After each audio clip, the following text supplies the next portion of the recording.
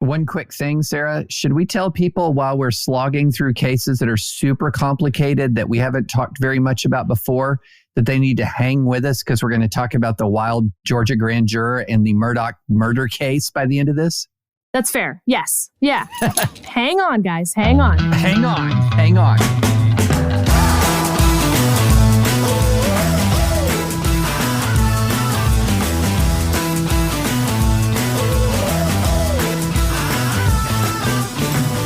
Welcome to Advisory Opinions. I'm your host, Sarah Isgur, joined by special guest in live.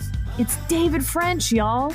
And hey, look, quick note before we get started. We have heard you on some of the complaints, and we are switching platforms starting next week in terms of how you'll get this. We hope it'll be seamless, but no promises. And it's to fix some of those glitches you've heard, et cetera. So bear with us again, starting next week or so, switching platforms.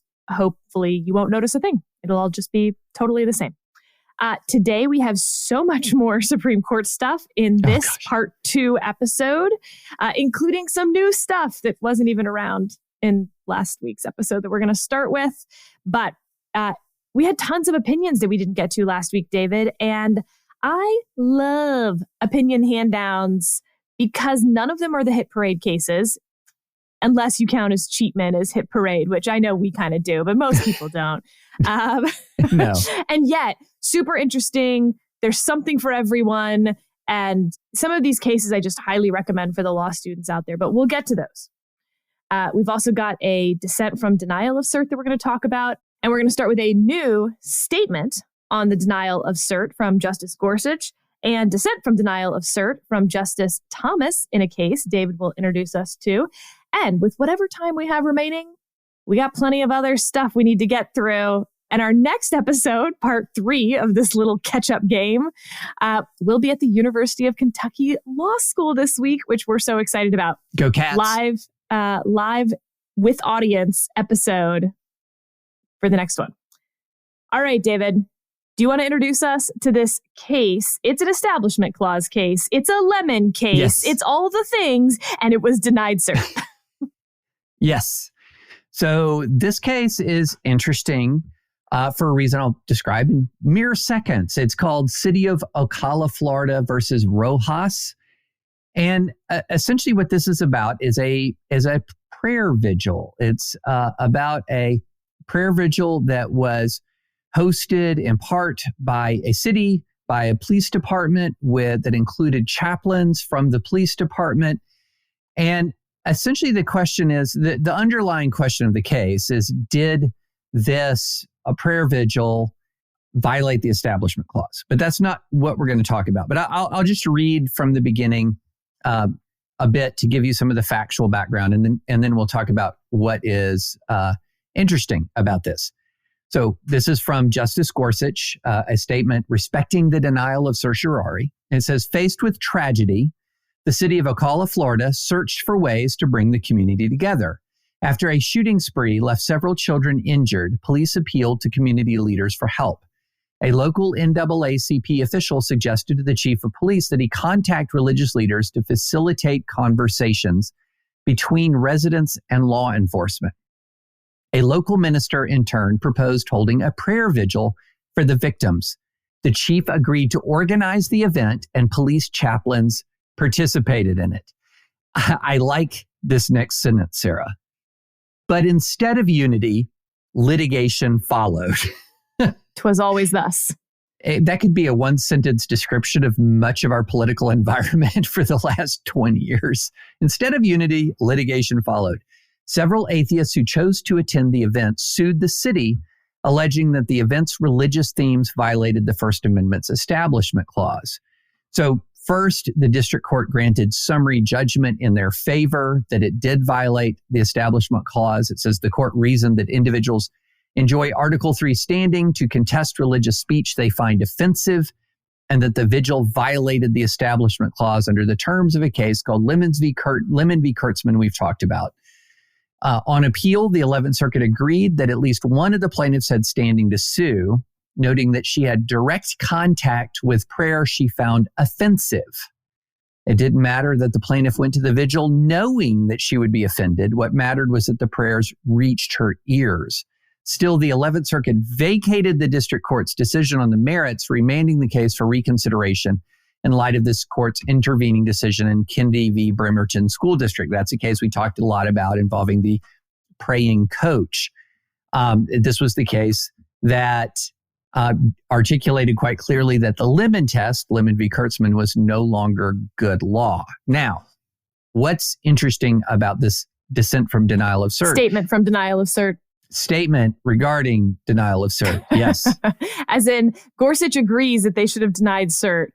Thomas is the one who's going to say, no, we should have taken cert. Should have taken it. Yes, exactly.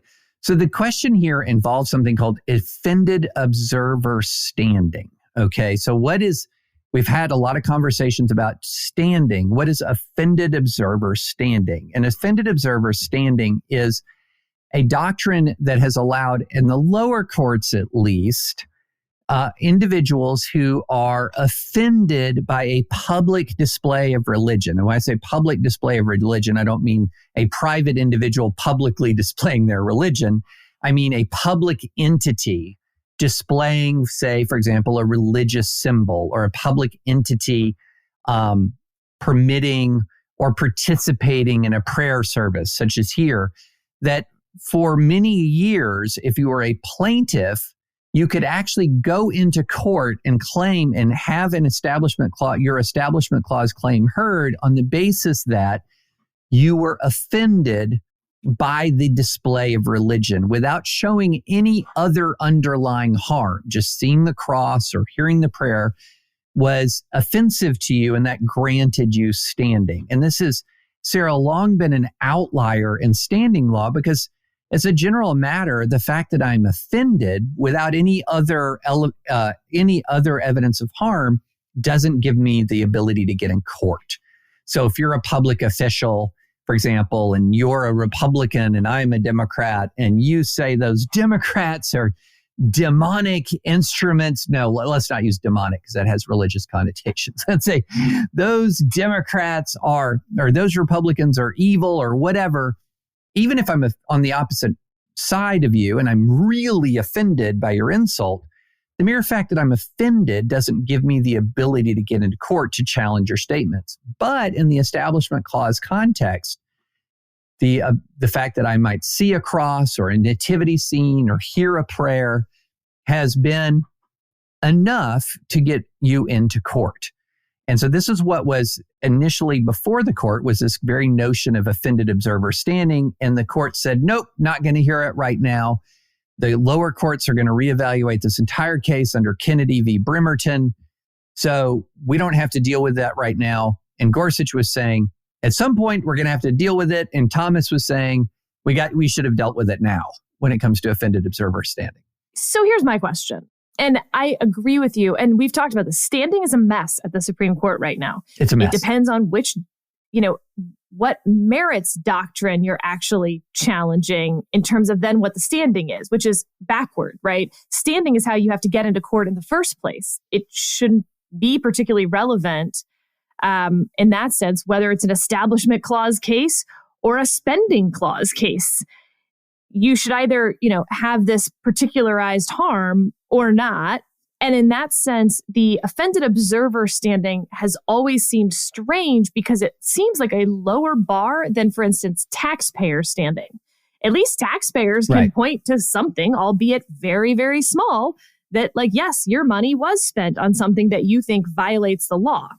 Therefore, you have an injury and you can go to court. No, we all know that taxpayers don't have generalized taxpayer standing, regardless of the fact that you can point to 1 penny of your money went to something.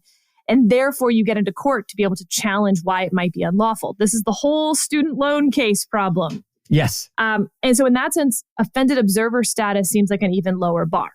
However, David, how is one supposed to challenge Establishment Clause stuff if being a person who observes the government establishing a religion, let's make it more egregious. This obviously is not a particularly egregious case. I'm not offended by it. And so in that sense, the sort of eggshell plaintiff side of this is a bit of a hot mess. But let's take one where a I don't know, let's take the 10 Commandments case. Part of the reason that was upheld. The 10 Amendments would be the Bill of Rights. Whatever. Also an establishment of something. All right. The 10 Commandments case. This is, back, God, it's now been 20 years or whatever it's been, outside of the Austin, Texas state legislature. There's the 10 Commandments monument, but there's also a zillion other monuments and like a flamingo. And, basically it was like, if there's a menagerie, that's kind of fine. David, let's assume that we change the facts of that and Texas removes everything else and now replaces it with a giant 30-foot Jesus is King 10 Commandments monument that you have to walk by in order to get into the doors of the Texas state legislature. Who has standing to sue other than someone who observes that and is offended by it? Yeah, that's a really good question. And it really it raises this issue that, okay, there are some violations of the Constitution for which there is no judicial remedy. Nobody's going to like that answer. No, lots of people are not going to like that answer. And one of the key areas where that is most true is one of the areas that is most consequential to all of our lives. And that is war and peace. For example, the Constitution states that it's Congress that shall declare war and presidents are commanders in chief. And so in theory, there is a way in which those two political, that the president could violate the Constitution by initiating military action. Something that's incredibly consequential that can cost people their lives. And yet the court has generally held that to be not justiciable. That is a conflict left to the political branches of government. The court isn't going to enjoin a war, in other words. But I see such a huge difference between that and an individual right. Because, and let me tell you why, by the way, just for listeners. Okay, go ahead. Because what you're talking about is a structural delineation in the Constitution. Mm-hmm. And so the institution that is being offended in that sense, Congress, has other tools at its disposal. It can impeach the president. It can withhold appropriations. I'm not saying those things are likely, but that's sort of some of the built-in structural parts of the Constitution as well, which could protect those institutional rights. But when we're talking about an individual right, which initially, of course, was to prevent the federal government from establishing a religion, I guess I feel less comforted by that explanation that it may just not be justiciable. Then why have the Bill of Rights at all? Well, I think that some of the difference is, so for example, if I have a free exercise right, which is unquestionably an individual right, which is I have the ability to exercise my faith, and the government steps in and says, you cannot have your Bible study. You are stopping me from exercising an individual right. In the same way that if you say, you're going to be expelled from school for saying these words that the government doesn't like, then I have a concrete harm and a violation of my individual right. Now, the Establishment Clause, in some ways, isn't so much talking about an individual right, in the sense that if what I'm looking at is a 10 Commandments, it's not that I have an individual right not to look at the 10 Commandments. The question is, in what way does how would an Establishment Clause violation violate my individual rights is less clean than saying, how could a prohibition against me exercising my faith violate my individual rights? Or how could shutting down my newspaper violate my individual rights? There are Establishment Clause violations that absolutely do implicate your individual rights. The question is, when it comes to something along the lines of, I'm required to see a 10 Commandments display, or I hear a prayer that I don't like, is that really a violation of your individual rights? It can be unconstitutional, but is it a violation of your rights, Sarah? That's the question that I think is interesting about some of these Establishment Clause cases, because I can see any number of circumstances where I could say the government has violated the Establishment Clause, but I cannot trace and I cannot establish an individual particularized harm that I have suffered as a result of that violation of the Constitution. And I think that's where people really wrestle with this. All right. I hear you through that, and I'm somewhat persuaded. And then it gets back to what I was dissatisfied with, I think, in the Kennedy opinion, which is that in the school context, there needs to be a more clear coercion test. Because if we get rid of offended observer and we sort of have beefed up free exercise, we're back to and worsened by the problem that I've described when we talked about the Kennedy decision and argument. And I've beaten this horse, so I won't go into it too much. But this idea that me, a high school student in orchestra, had to sit through a Christian prayer before orchestra concerts. If we just say like, well, it doesn't matter that you sat there and were offended by it, I think it has to be different in a school context where the student either has to be at the school because it's during school hours, or it's an extracurricular activity that the student is doing. It is an official school function. To say that I don't have to be an orchestra would seem to miss the point, just because it was an after hours concert. I do see a distinction between that and a government organized and participated in vigil that this person voluntarily went to so that they could then sue about it. Yeah, right. Exactly. One of those is just more sympathetic than the other. And so I would hate to make the law based on what I see as frivolous litigation on offended observer status versus high school, junior high, elementary school students who are actually having what I would consider far closer call establishment cases in their schools. So I've actually filed an establishment clause case in my career and won it. And so the facts here, let me tell you the facts of the case that I filed and won. And it was against Georgia Tech, Georgia Institute of Technology. And they had a safe space training program. This is going back to the early 2000s. So if anyone thinks that like safe spaces are this brand new thing, I got news for you.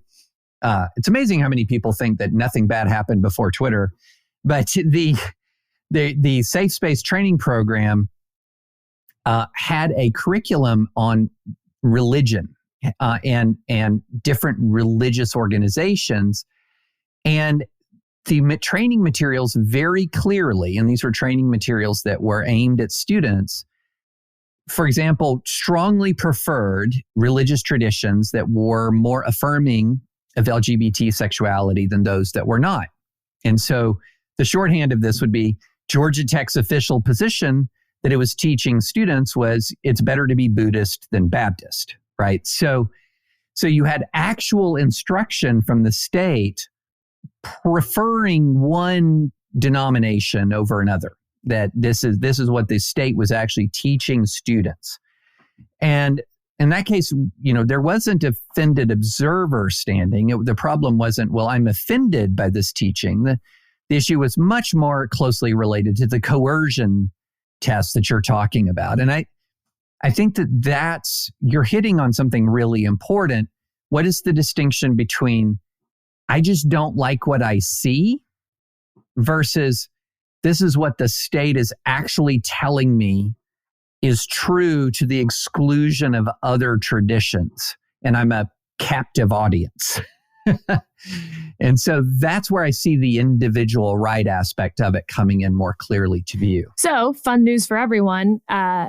David described this at the beginning, but the Supreme Court has denied cert on this interlocutory appeal, basically. It will now go back to the district court, which found both standing and establishment clause violation on the merits in light of Kennedy. So it'll be interesting to see whether the district court actually really even reevaluates the standing. On the one hand, they have Gorsuch and Thomas's opinions here they could look at, but those aren't opinions of the court. And the court itself hasn't revisited offended observer status. You can maybe cherry pick some cases out of there and some quotes. Thomas and Gorsuch certainly think that there's enough that you could find otherwise. But I think what's going to happen is the district court will come out about the same.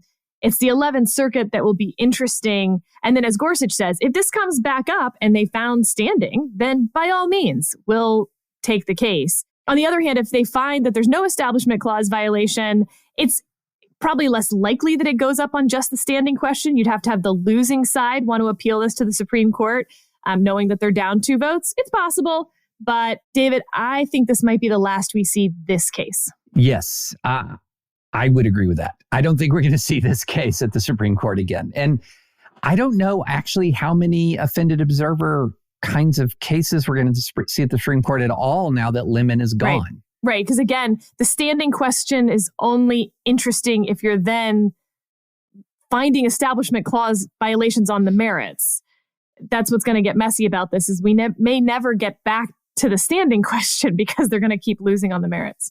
Yes. And it does raise this interesting question, as all standing cases do, which is which constitutional violations, arguable constitutional violations are justiciable, because they're not all justiciable. And I brought up the War and Peace issue, not because it's analogous to this Establishment Clause issue. It's not. It's far more serious and consequential with far more impact on people's real lives. So, if you want to talk about concrete and particularized harm, being a member of the 82nd Airborne ordered to fight in an unconstitutional war, it would be some concrete and particularized harm, but it is not resolved through the judicial process, which is a really fascinating aspect of our system. All right. Next up, we had an order in a pending case that came out after our last episode. This is the Moore v. Harper Independent State Legislative Doctrine case. So I'll read you. The parties and the Solicitor General are directed to file supplemental letter briefs addressing the following question. What is the effect on this court's jurisdiction under, it's going to list some things we'll get into in a second, of North Carolina Supreme Court's February 3rd order granting rehearing and any subsequent state proceedings? What does that mean, David? Remember, we talked about the two cases this term that could end up getting digged, kicked, whatever. Yeah. One was that when states get to intervene in the immigration case, and it happened again, and that got digged. And the other one was this one because the North Carolina Supreme Court was like, JK, we had an election. We now have a Republican Supreme Court, and we'd like a do-over. So we're going to rehear the case, decide it differently, and that will potentially moot out the Supreme Court case. And so what's interesting here is the Supreme Court is not going to decide this just on their own. They're neither going to dig it nor moot it out. They're going to actually ask the parties, what do you think? Which makes this at least a closer call than I thought. David, there's two things that are interesting about this to me. One, in particular, they're saying, what is the effect on this court's jurisdiction under Cox Broadcasting Corporation versus Cone? That's a 1975 decision on when the Supreme Court can take something from a state court, like can get an appeal from a state court that's not final. Right. That's going to be really interesting as, again, we litigate more and more of this stuff. When we talk about interlocutory appeals coming all the time from the federal circuit courts, but coming from a state court, it's supposed to be final, except if they really want to. And so in that sense, now that the North Carolina Supreme Court's taken it back, does it retroactively make this interlocutory? And we didn't really get into this when we talked about it, but even when the North Carolina Supreme Court decided it before, there was both sort of the merits decision and the remedial part of how the map was going to work moving forward. And so was it ever final? Okay. But the second part that's really interesting comes from our friend Will Bode, friend of the pod. And he's got a different question to ask. He says, I don't have a strong view about the finality question the court asked about, but I have been puzzled by a prior related jurisdictional question. Did the North Carolina state courts have jurisdiction to grant rehearing on the merits? I.e., how did they get it back? Once the Supreme Court takes something, they took it. It belongs to, they have the pen. For anyone who's ever written in a group, not everyone's editing at the same time. That would be a mess. So once someone takes it, they have the pen. And until they relinquish the pen, you can't edit it. That's sort of the theory of how the Supreme Court works when they grant cert on something. Reading again from Bode, it is a general maxim of federal jurisdiction that a lower court loses jurisdiction of a case while an appeal is pending. So far as I can tell, this rule isn't entirely mandated by a federal statute. It's just understood to be a consequence of the way appeals work. Similarly, a common law, a writ of certiorari takes the record out of the custody of the inferior tribunal, leaving nothing there to be prosecuted or enforced by execution, and operates as a stay of execution. If that principle applied in Moore v. Harper, then the issue would not be whether the Supreme Court has lost jurisdiction over the case, but rather that the state court might lack jurisdiction to take such actions. Is there some reason the principle would not apply? One is that this, the Supreme Court has the pen, doesn't apply to state courts for some reason, he says. Okay? But another is that the Supreme Court, when they took certiorari before, used to, take the case, whereas now they're only taking these questions presented. And by only taking particular questions, are they then not taking the entire case? And as he points out, that's not how certiorari worked at common law. And so maybe with that change, the certiorari jurisdiction principle has changed too. I've never heard anybody say this, but it's possible. And he says a third possibility, and I suppose it is the most likely, it is that it has something to do with what is called the two-track approach in this case. And this is what I was sort of referring to. This case went on two separate tracks after the original North Carolina Supreme Court decision finding a partisan gerrymander, the elections clause track and the remedy track. And so if they only took one track, then the other track remained down in North Carolina, yada, yada, yada. David, any of this interesting to you? It is so interesting to me, and it totally labels me as the most hopeless nerd in the world. So, there are a few things that will label you as a ridiculous nerd. One is, can you have a heated conversation over whether it was true to Superman that he killed somebody in Man of Steel? Another one is an extremely angry confrontation over the portrayal of Galadriel in Rings of Power, over whether she was too much of a warrior princess. And the third is, does the North Carolina Supreme Court have any remaining jurisdiction over this case? And specifically, if we take this two tracks view of it, which I think I do, that there was the remedy track and the elections clause track, the Supreme Court certainly granted review on the elections clause track. And that is what the North Carolina Supreme Court has said they're going to rehear. So what now? Yeah. So for you law students and legal practitioners and people who have a healthy legal practitioner practice in your mind, this is a really interesting sort of 101 situation, because when a case is appealed, the case technically doesn't even exist at the lower court anymore. It's gone. It's in another court. And so all of your proceedings regarding that case are in the one court as a general rule. And so therefore, is this even the North Carolina Supreme Court's case anymore? Or is it only the United States Supreme Court's case? It's, as soon as I saw that post, I was like, one, I thought it was fascinating. And two, it told me how rusty I am as a litigator, because that should have been something that would have been like the first thing to come to my mind back in my heyday, Sarah. But I regret to tell you, I think I'm past my prime on litigation issue spotting, because it was like so clear and obvious, and yet nobody was talking about it. There is something that appeals to me, which is his number 2 point on maybe state courts are different. They are separate sovereigns, the federal system and the state system. And so regardless of how it works in the federal system, I am, for some reason, much more sympathetic to the idea that the state courts can just do whatever they want. And then when I say that out loud, I'm like, no, I don't like the state's court doing whatever they want. What? No. Right. Imagine you have your certiorari's granted, opposing briefs are filed, and then you go, you know what, man?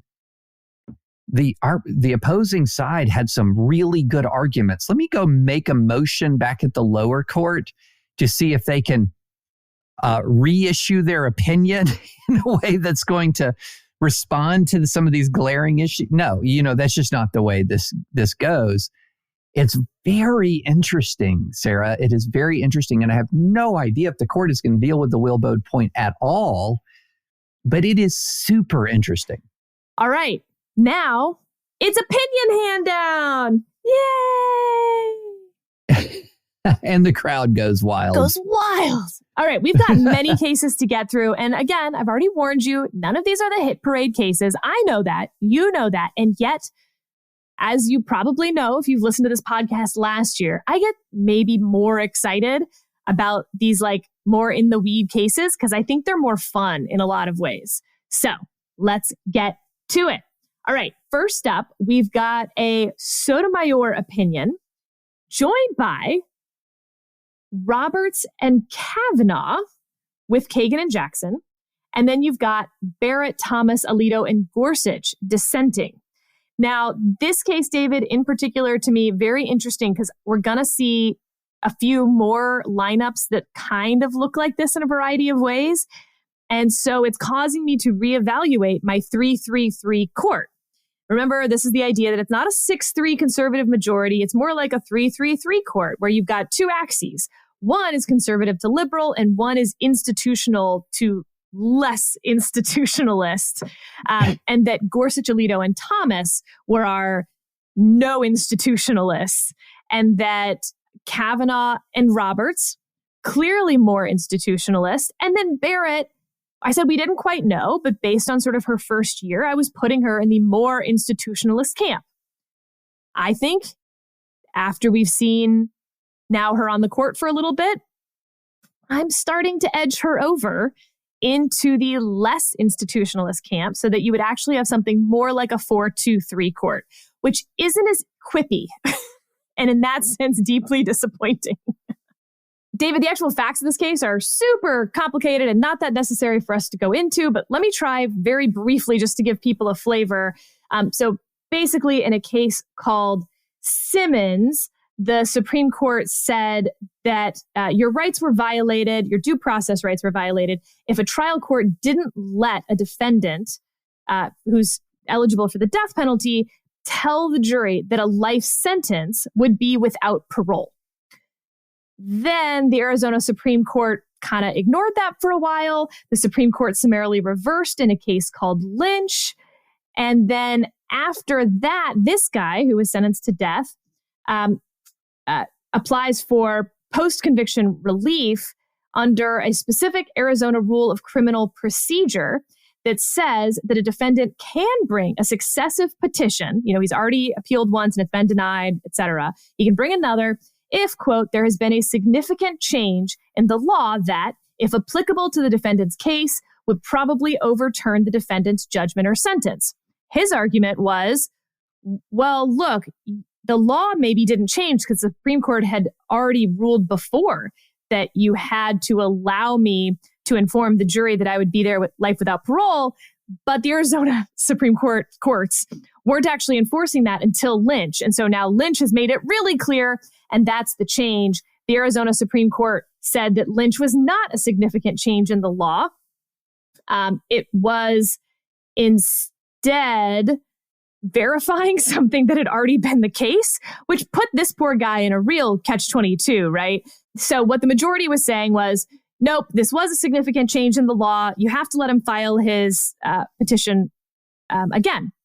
Okay, so David, the point of this is, on the one hand, you've got the bad man stays in jail is the dissent, right? Those are the dissenting justices. And then you've got the, we should defer to state courts when it comes to their own rules of criminal procedure. That's also the dissent. So I'm curious if you have thoughts on the merits or the lineup. I am and am not surprised by the lineup. So here's the am side of it. Your eyebrows always raise when you've got Sotomayor and Barrett and Kavanaugh and Roberts on the same side. That's going to make your eyebrows raise. And then if I see a lineup like that, here's the not surprising part of it. So if someone just said, hey, here's the lineup, Sotomayor, Roberts, Kagan, Kavanaugh, Jackson, then I would say, until somebody says it's a criminal case. And then I'm going to go, oh, okay. Because in the criminal cases, a lot of the lineups, Sarah, are often quite scrambled. I think I misspoke. I said Barrett was with Sotomayor. It's not. was Sotomayor, Roberts, Kagan, Kavanaugh, Jackson. And so criminal cases often are quite scrambled. And this is something that a lot of people don't understand. But if you're an advisory opinions listener, you totally get it. Because a lot of the criminal law cases, when you're talking about, say, for example, an originalist perspective, are often going to be quite friendly to criminal defendants. I mean, Scalia was known in his originalism often for being quite friendly to criminal defendants.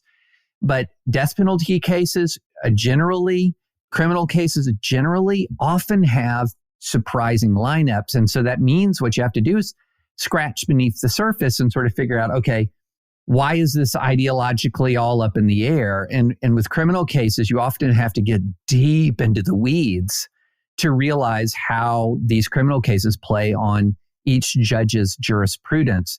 But they're great examples. The criminal law cases, to me, are great examples of how judicial philosophy plays out in ways that are often quite surprising compared to what you might call an ideological axis.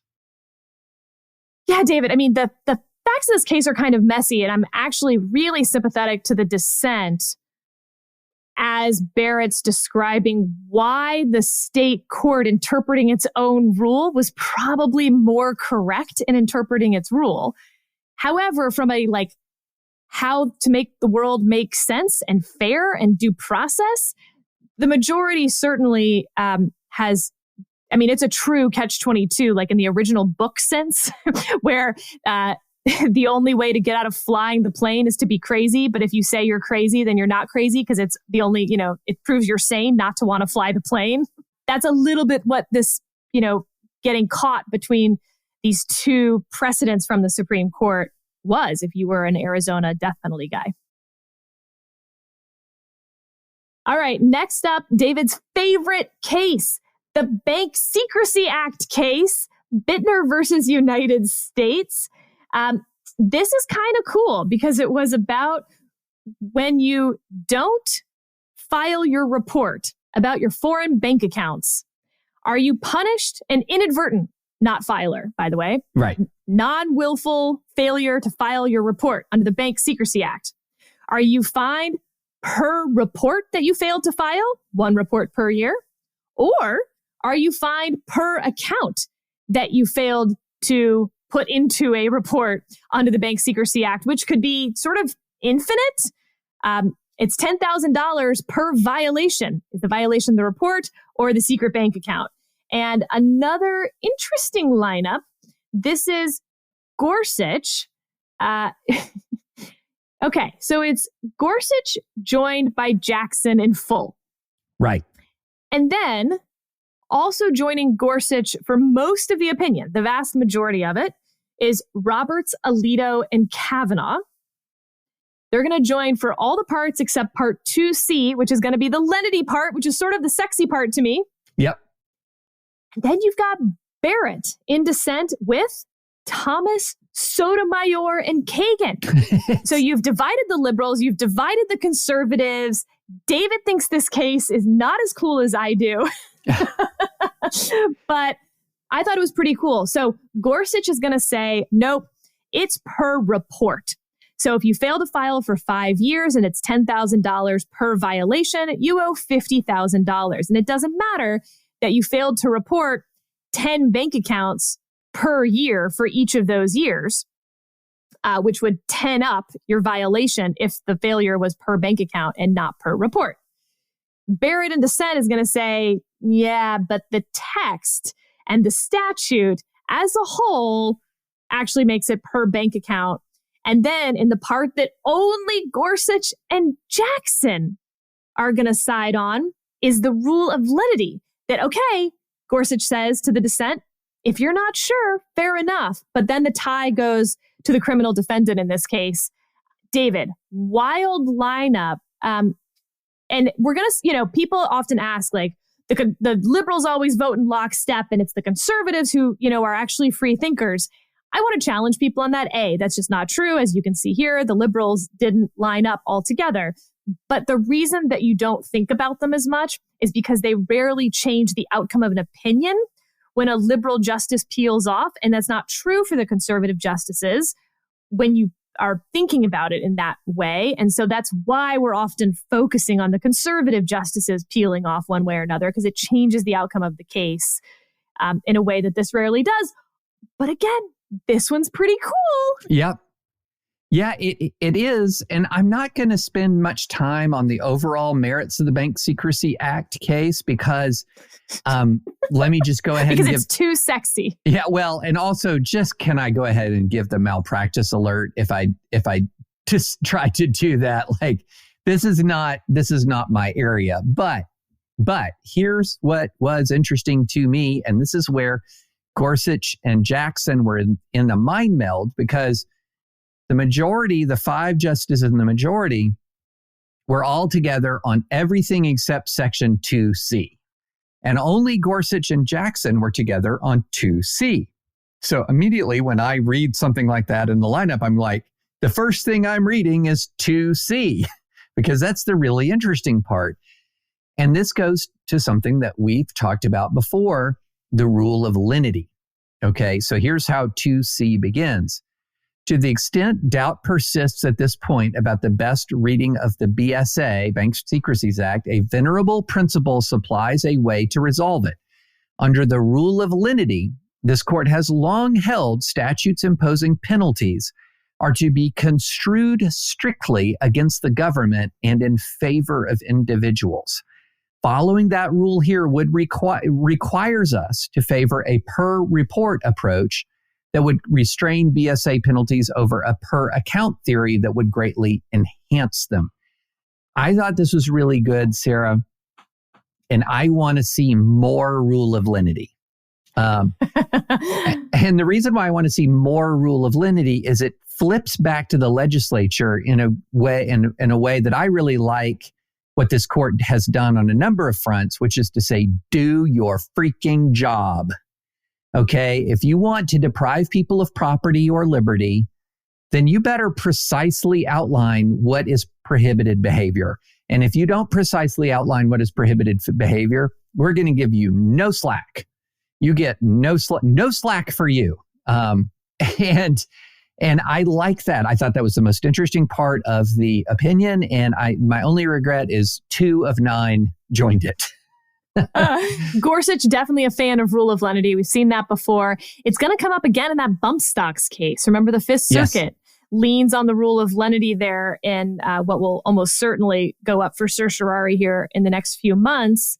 Another thing that I thought was interesting on the anytime, by the way, that there's a criminal case like this, I expect Gorsuch to be channeling his inner Justice Scalia and side with the criminal defendant if it's remotely a close call. It's part of what made the Cruz lineup, the case we just talked about, interesting to me, because Gorsuch is in dissent.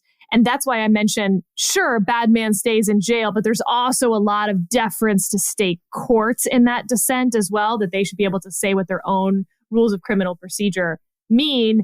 And when Gorsuch is in dissent on one of those cases, I pay pretty close attention to that, because in general, like Justice Scalia, he actually likes letting criminal defendants go. I mean that mostly tongue in cheek.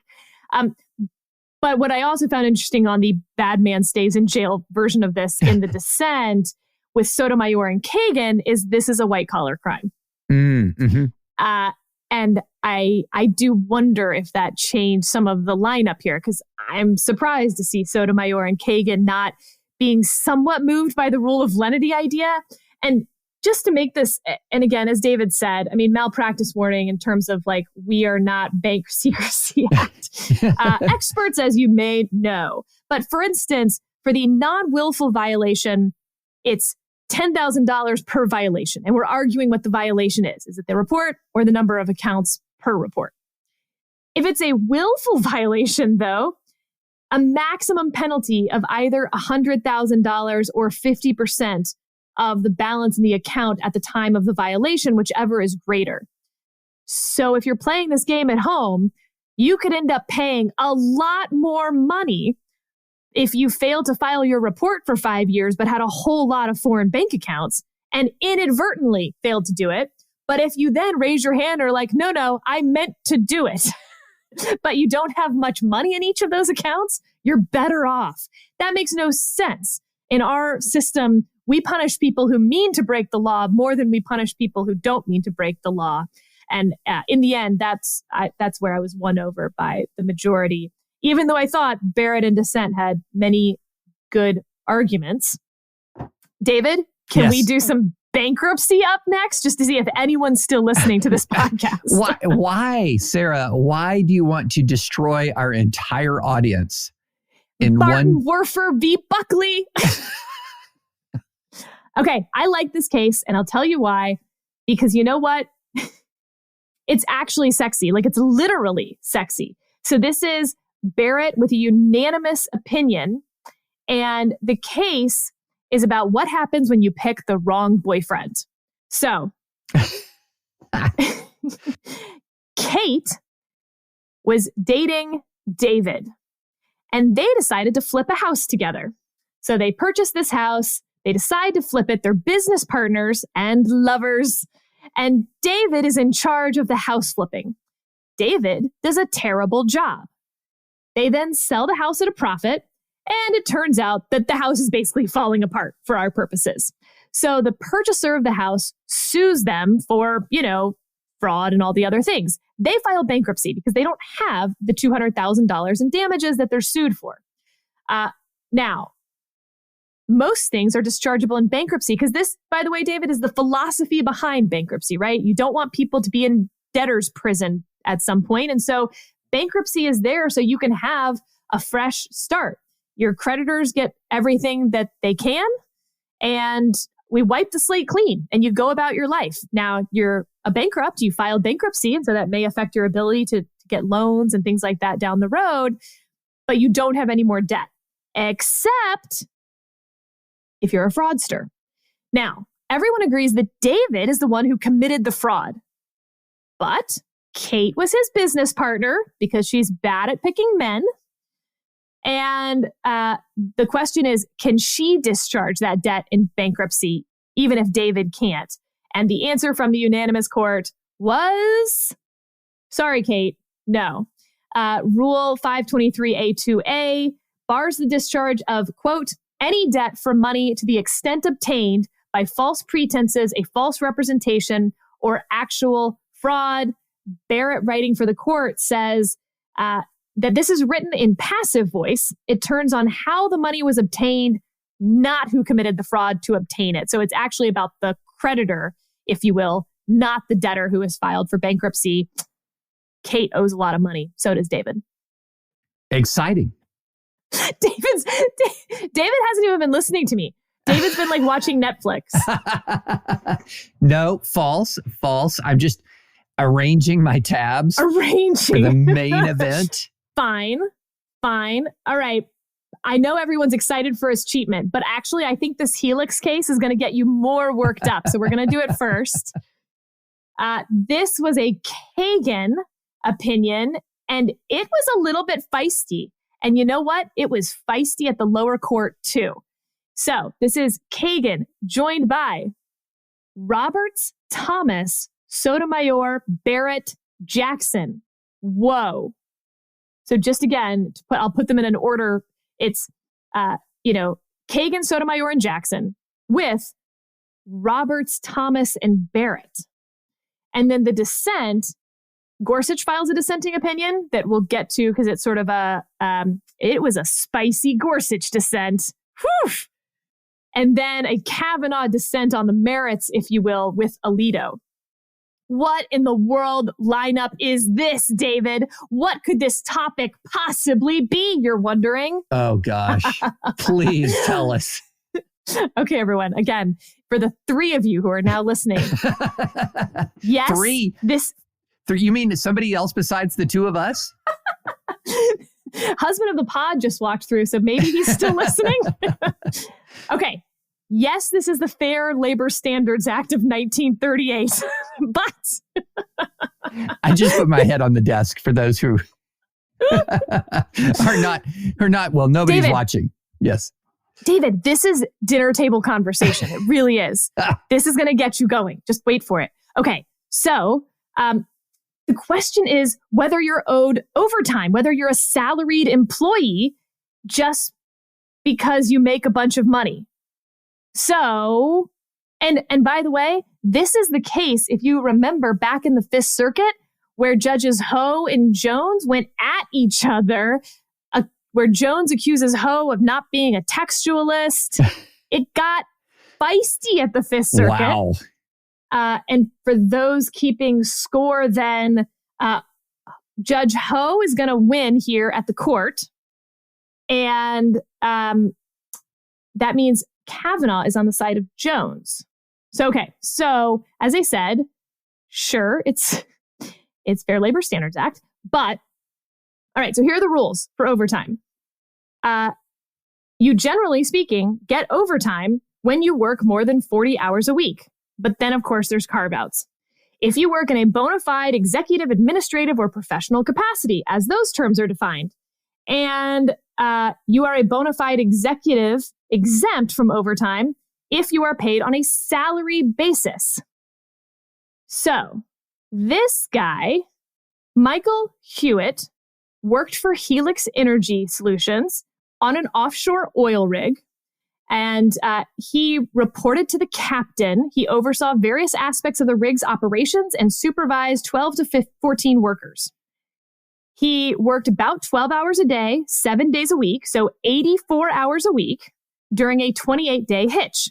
He then had 28 days off before reporting back. His daily rate pay was between $963 and $1,300. He got paid every 2 weeks, and he only gets paid for the days he works. So if Hewitt worked only one day, his paycheck would be $963. But if he worked all 14 days, it would come to $13,000. Generally, he got paid $200,000 annually, David. So, is he a salaried employee, or is he entitled to overtime? This got super interesting because everyone's like, well, $200,000, that's like clearly a lot of money, but the regulations don't care really, asterisk, how much you make.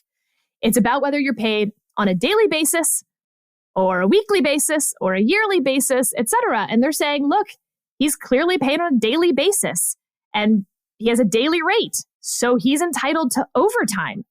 Now, the dissent with Kavanaugh and Alito are going to push back and say, yes, but part of the regulation says that even if you're paid on a daily basis, as long as you're guaranteed a weekly amount for any week that you work, a minimum of $450, that's another type of exemption. And of course, in this case, if he works only one day in that week, he's paid $963, which is more than $450. So that's the Kavanaugh-Alito argument, which is pretty persuasive, except that he's still definitely paid a daily rate. It's not that he was guaranteed a weekly salary. Anyway, that gets kind of messy. But this is what got pretty interesting as the Gorsuch dissent. Dom just quit the podcast. Yeah, he definitely did. As I'm scrolling, okay, here's Gorsuch. The court granted certiorari to answer this question: whether a supervisor making over $200,000 each year is entitled to overtime pay because the standalone regulatory exemption set forth in, this regulation remains subject to the detailed requirements of this other regulation when determining whether highly compensated supervisors are exempt from the Fair Labor Standards Act overtime and pay requirements. In other words, we agreed to decide which regulations certain well-paid employees must satisfy to fit within the overtime pay exemption. Must they satisfy only 601, or must they satisfy 601 and 604? Unfortunately, this case does not tee up that issue in the way we hoped. With the benefit of briefing and argument, it has become clear that the critical question here is not how those two interact. Instead, it's an antecedent one: whether Helix Energy paid Michael Hewitt, the supervisor at issue in the case, on a salary basis. As the court explains, the proper interaction matters only if they paid him on a salary basis, consistent with all this other stuff. Nevertheless, the court is deciding this case. I would dismiss this case as improvidently granted. David, Gorsuch appears to be a little annoyed that he was misled at the certiorari stage as to what case he was taking here, and he is refusing to play at all and is taking his ball and going home. So anyway, that's all to say that this dude gets his overtime pay, his back pay for overtime. But I gotta say, moving forward, I don't know that this is going to do much for people because all of these organizations are simply going to change the way they pay people because there's no way they're paying them overtime because especially in oil rigs, I mean, talk about a market system for pay. Yeah. There's a reason these guys are getting paid $200,000 a year. It's hard work. It's dangerous work. It's a lot of hours. But the idea that he's basically going to make, I'm not going to do the math sitting right here, but 30% more than that. No, because that's not what the market bears for this sort of work. So he'll get his windfall and nobody else is going to benefit from this. Everyone else, the hammer will come down. So, yeah. Now, do we have one more case or do we want to just... Escheatment. Oh, yes. Now, is this the thing everyone's been waiting for or is it the Murdaugh murders? Look, this is the case about MoneyGram and Delaware snapping up all of this money from all the other states. It was an original jurisdiction case. Jackson delivers for a unanimous court with respect to most of it. And with the part that some of the other folks didn't join, it's Roberts, Sotomayor, Kagan, and Kavanaugh. So again, that 4-2-3 lineup where you've got a 5-4 decision for that one part. But David, come on. This was a fun case. Delaware's trying to take everyone's money. True. This was the case that led us to realize the magnitude of the awesomeness of our readers, because this was the case that led to a statewide director of escheatment, lost property, whatever, to write into us with this incredibly phenomenal explanation of what this case was about. And I was like, we have absolutely the best listeners ever, because we're even getting heads of state agencies writing in on obscure matters. And when I say obscure, no disrespect intended whatsoever. Let me just say less famous matters of law, less famous. So by the way, part 4B, the part that was the 5-4 decision, was on legislative history. Fascinating that Roberts and Kavanaugh joined that because I think it fits really well into my two axes, institutionalist versus non-institutionalist. Institutionalists are going to be more likely to give weight to legislative history in a way that non-institutionalists are going to say, nope, text is the text, don't care, fingers in ears, la, la, la, la, la, la, la. It doesn't matter who wins, who loses, what's reasonable, what's going to create chaos. I mean, it's like Gorsuch in a bottle, right, is my non-institutionalist. And this is my institutionalist opinion. So I'm going to keep this one in my pocket. And for those who are wondering, because I didn't actually say, Delaware loses. They lose 1,000 times they lose. We all knew they were going to lose. It's unanimous. The other 49 states get their money. Yeah, one state does not get all the money. All right, we have one more, which is Jackson and Sotomayor dissenting from a denial of certiorari. And David, I just thought this was interesting because when we think about the right to counsel, what's going to come up in like so many cases that we're never going to talk about because they die at the circuit level is the ineffective assistance of counsel cases. I mean, there's a zillion of them. They make up, I would say, a majority of the criminal law docket for a lot of circuits. And they're all meritless, pretty much. Not all, that's not fair, but it really is sort of this appeal of last resort.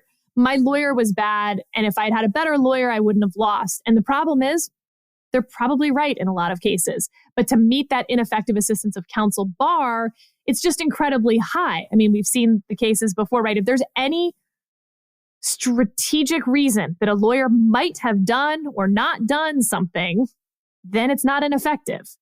It has to sort of be way outside the realm of reasonableness.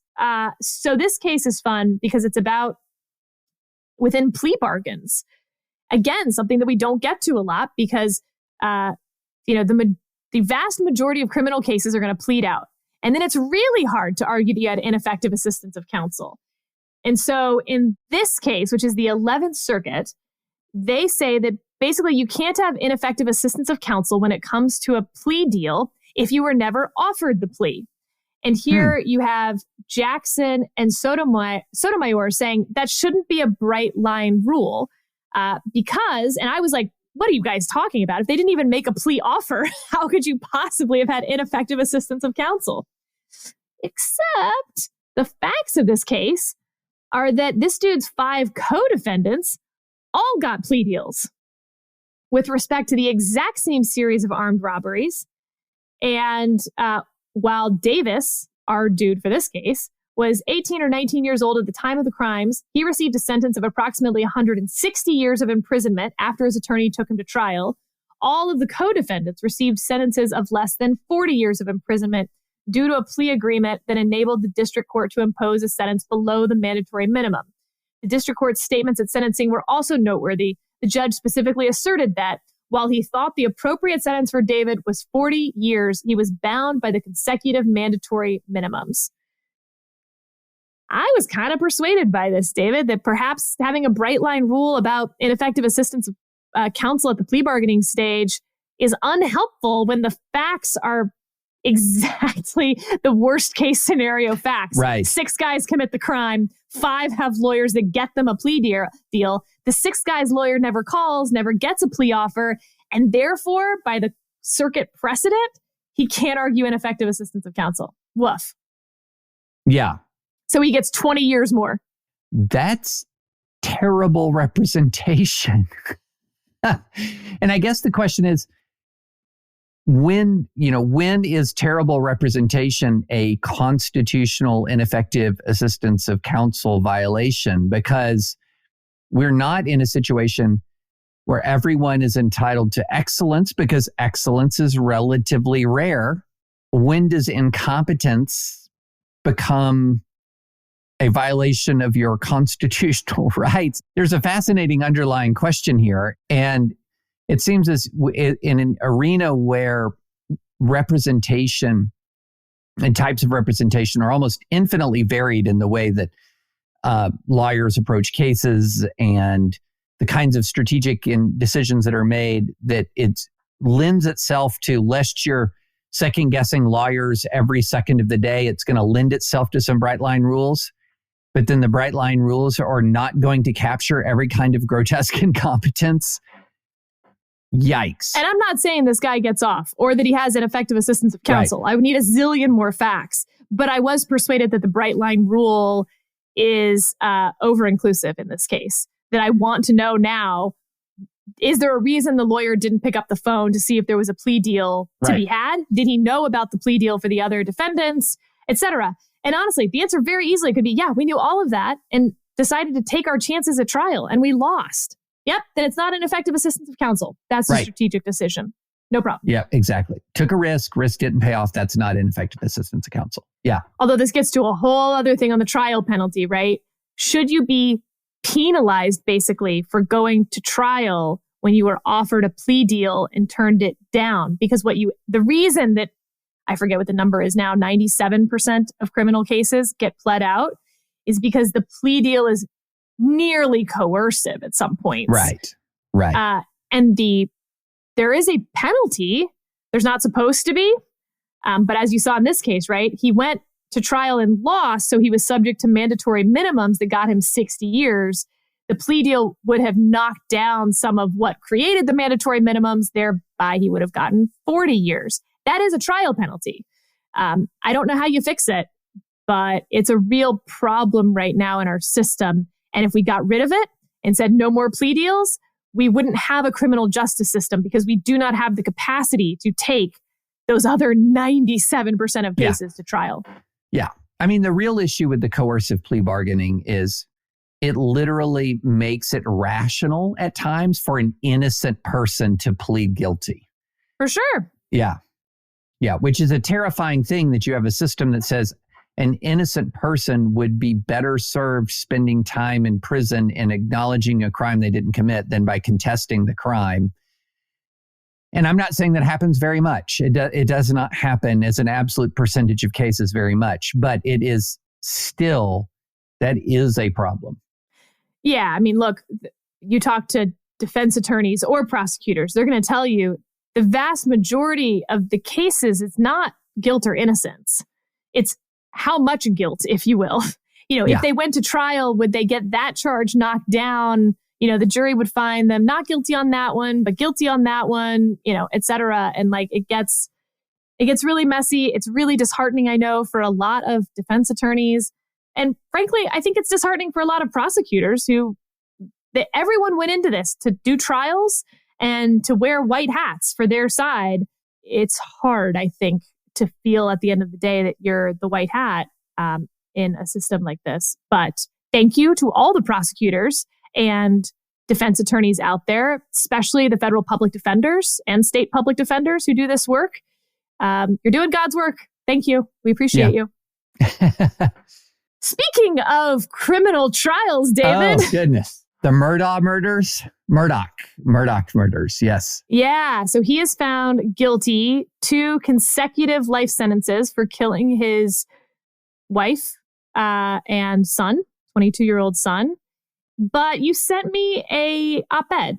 Yes. Why Alex Murdaugh's quick conviction worries me was the title of it. And I was wondering if you could discuss it. Yeah, so this is a case we've talked about a little bit before, and it's the subject of an HBO documentary. It's the subject of a Netflix documentary. I'm sure it's only a matter of time before it's the subject of a movie. It's a wild case, and the whole thing. I can't describe the entire multi-part documentaries, but essentially what you have is a very powerful small town family, a string of murders or suspicious deaths culminating in the death of Alex Murdaugh's wife and son. And he's accused of killing the wife and son at their hunting lodge retreat. And he was convicted really quickly, just I believe after about 3 hours of deliberation, after a weeks-long trial. And what made this curious is that this was a trial that was almost entirely built around circumstantial evidence. Now, when you say circumstantial evidence, a lot of people think that means, something about circumstantial evidence means lesser form of evidence. That doesn't necessarily mean lesser form of evidence. It means that there was for example, no eyewitness who watched him shoot that his family members allegedly. And so what was the case built around? The case was built around a combination of a lot of evidence from cell phones.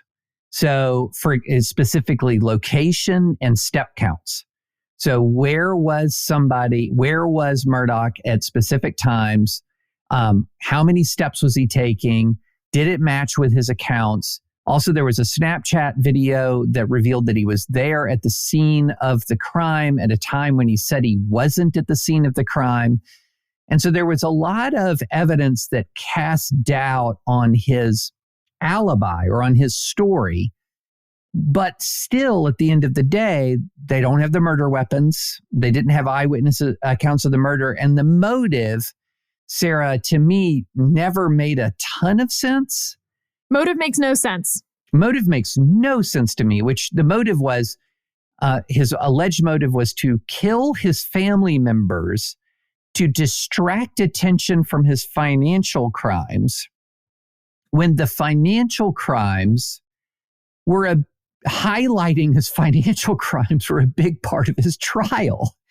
And so the murders actually brought more attention to his financial crimes. And so essentially what you had was a situation where he was caught in a bunch of lies. His alibi kind of fell apart, but there really wasn't direct evidence that there wasn't the kind of blood spatter evidence that you might think of. There wasn't a murder weapon. There weren't the fingerprints on the murder weapon. There wasn't eyewitness testimony.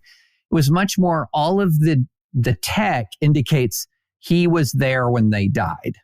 And so therefore, the Times op-ed, which we can put into the chat, was, wait a minute, how do you get 3 hours of deliberation out of 6 weeks of testimony with circumstantial evidence only, with a weird motive that doesn't make any sense? I thought it was a pretty thought-provoking piece, Sarah. I don't know. I'm very curious as to your thoughts. In a different case, it would be a very thought-provoking piece. Okay, now tell me why in a different case. I am very sympathetic to the idea that we are just starting to use all of this basically self-surveillance that we have from carrying our devices with us at all times in criminal trials. Mm-hmm. However, that is not why the jury only took 3 hours, is because they were like, oh yeah, but their phones weren't unlocked after 9 p.m. So we're pretty sure they were killed in this 10-minute window and we know he was there. He was convicted in 3 hours because at every step of the way, he kept lying and then admitting he was lying. And then he took the stand and it was a disaster. And look, he had to take the stand, in my opinion, not had to. I understand why he took the stand. It was a Hail Mary move. It was unlikely to work and it didn't work. Right. But nevertheless, they convicted him for that. It was all the other stuff. I actually think that in this case, the jury didn't so much care about the steps and the unlocking phone. I think it was far more about him saying he wasn't there, number one. And number two, his son having a Snapchat video with him in it that he clearly didn't know about, or else he wouldn't have had that alibi in the first place. And that was enough. And while his motive makes no sense, of course it doesn't, because everything about this guy makes no sense. And all these other suspicious all of these other suspicious deaths were greed. And you have this family that's kind of running this town.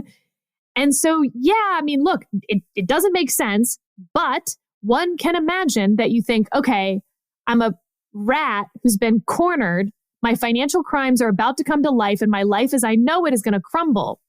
If my wife and son were about to die, then people would feel really sorry for me, and it could buy me time to fix some of this. And by the way, I'm super high on opioids. Right. I am super baked right now. Yeah.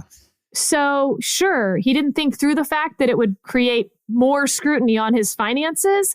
That's not proof of innocence to me. That's proof of stupid. Yeah. And the other, the other idea, which was that there were some vigilantes who had killed his son and wife, because his son was involved in a fatal boat crash where a young girl died. I mean, this story is just beyond imagination. And the idea that there might be vigilantes that would go after his son was also a little too close to a previous argument. He had previously had a self-inflicted, or he hired somebody to kill him, and the person didn't succeed. And it's just a mess. Like, it's just an unbelievable mess. And except he didn't hire the person to kill him. He hired the person to pretend to kill him. Was he hired to pretend to kill him? Or was he hired to kill him and he missed? And then he blamed it on a robbery gone awry. It's a mess. It's a mess. So, yeah, I think that you're exactly right that it was his lies are what did him in more than anything else. And in a way, it doesn't surprise me, the sort of idea that he took the stand, and A, it doesn't surprise me he took the stand, and B, it doesn't surprise me it was a disaster. A, it doesn't surprise me that he took the stand, not just because of a Hail Mary, but a lot of lawyers tend to have a pretty high estimation of their ability to persuade people. Yeah, which is weird, honestly. But look, the op-ed's point on the sort of, again, the phone steps and all of that not being as reliable as we think it is, and the jury should have spent more time on that in a different case where you didn't have all of this other stuff. I absolutely agree with that. And I also think that defense counsel would have been able to poke more holes in it in a different case where you didn't have to poke holes in everything. I mean, It was just a wall of lies and deception and financial crimes and a history of weird stuff. And then he's admitting to lying. I mean, the step count was just not really, I think, part of the deliberations. Right. I think it was a Snapchat story. The step counts were maybe not even icing on the cake, but like some of the chocolate sprinkles on top of the icing on the cake. Yeah, no, I'm with you. But it is really interesting. The amount of interest in this case has been off the charts. Yeah, because when you kill your own son, we've got questions. Yeah. Who does that? What drives someone to do that? And the motive, as you said, like isn't satisfying to anyone. Right. It makes no sense. You didn't think killing your son would let you get away with your crimes. You thought it would buy you time, and you thought that was worth your own son's life. Wow. It's stunning. Like it's just absolutely stunning. Okay. Speaking of stunning, should we wrap up with like just 90 seconds on the strangest grand juror in the United States of America? Oh, this poor woman. So, right, this is the grand jury forewoman in that Fulton County case looking at violations of Georgia election law related to the aftermath of the 2020 election, including Giuliani, Sidney Powell, Donald Trump, all the characters in the play. And you and I have talked about the report and that, the judge ordered the release of the report. The prosecutor objected and said indictments are imminent. Give us some time. They weren't that imminent. So the judge released part of the report. The indictments still aren't out, but then part of the report's out that didn't really say anything at all. And so then we get the jury forewoman doing the rounds on cable news. And it was a disaster. It was a disaster. The question is whether it's a legal disaster for the prosecution. I will say, I am just very uncomfortable, David, with our tear down culture. I get it. This woman voluntarily did all this to herself. Yeah. But the joy and glee that people got mocking her and the media then benefiting from her being on TV, knowing that she shouldn't be there. She didn't really understand what would happen to her. I don't know what you do about it, but it makes me really, really uncomfortable that we're all sort of these sophisticated media actors. And then occasionally we prank a normal person by letting them ruin their own lives. Yeah. No, I'm glad you said that. And you made me immediately feel guilty because I just cast aspersions on her. Look, people were going through her Instagram and saying, every time she talked about witchcraft and look, she's 30 years old and she likes witchcraft or whatever else she likes. Sure. And again, I get that she voluntarily did this. I really do. But voluntarily wanting to be on TV is different, I think, than knowing what's about to happen to you, which any of us could have told her. Yeah. But it doesn't mean she understood that. Now, again, this is all very separate from the legal problems. It was obvious that she was trying to not say what she wasn't supposed to say.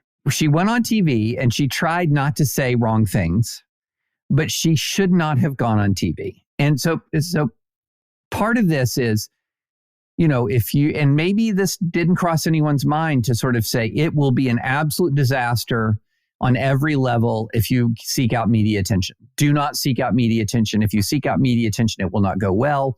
It won't go well for you. I don't care how charismatic or interesting or intelligent you think you are. This is not, don't do it. There's zero upside to going on television here. Now, on the question on the case is I don't think there's any real legal ramifications yet, depending on what else might be said. We have not seen the report. We have not seen the substance of the report. What she says about the case is, and so far she's been very vague. Things like no one will be surprised, things like that. There'll be more than 12 indictments. Yeah. But David, there's two things she said that I think are problems. Okay.